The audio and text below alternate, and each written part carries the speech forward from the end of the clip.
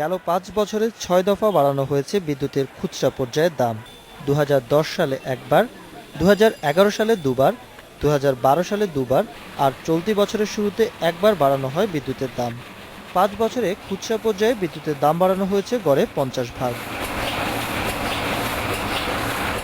সম্প্রতি পাইকারি পর্যায়ে বিদ্যুতের দাম প্রায় ১৮ ভাগ বাড়ানোর প্রস্তাব দেওয়ার পর নড়েচড়ে বসেছে খুচরা বিতরণকারী প্রতিষ্ঠানগুলো। আমাদের ওভারঅলে আমরা এখনো ব্রেক ইভেনে নাই। আমাদের গত বছরে প্রায় ৪৩ কোটি টাকা লস হয়েছে। এই পর্যায়ে চললে পরে আগামীতে আরও বেশি লস হবে। সেক্ষেত্রে আমরাও আশা করি পাইকারি যদি বাড়ে আমাদেরকে রিটেলও বাড়ানো উচিত।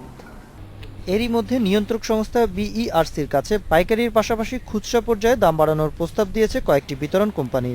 খুচরা পর্যায়ে গড়ে ১৫ থেকে ১৮% দাম বাড়ানোর প্রস্তাব করেছে কোম্পানিগুলো। রিটেল কোম্পানিগুলো আবেদন শুরু করছে, হয়তো দু একটা বাকি আছে। মোটামুটি পাইকারি বিদ্যুতের মূল্য যদি সমন্বয় করি, অটোমেটিক তার একটা ইম্প্যাক্ট রিটেলে পড়বে। রিটেল প্রাইসে সেটা এর ইম্প্যাক্ট ১৫% পড়তে পারে। ডিসেম্বরে গণশুনানি হলে জানুয়ারি থেকে খুচরা পর্যায়েও বিদ্যুতের নতুন দাম কার্যকর হতে পারে বলে জানিয়েছে BERC. Ashraf Alam, independent news, Dhaka.